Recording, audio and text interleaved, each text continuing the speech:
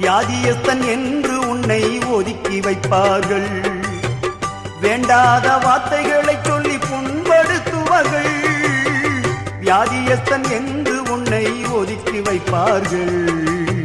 வேண்டாத வார்த்தைகளை சொல்லி புண்படுத்துவார்கள். வாழ்வதா சாவதா என்று நீ அழுது புலம்பிடுவாய். வாழ்வதா சாவதா என்று நீ அழுது புலம்பிடுவாய். வாழத்தான் வேண்டும் என்று வியாதியிலே சுகம் தரவே உனக்கொருவர் இருக்கின்றார். உன்னை விசாரிக்க துடிக்கின்றார்.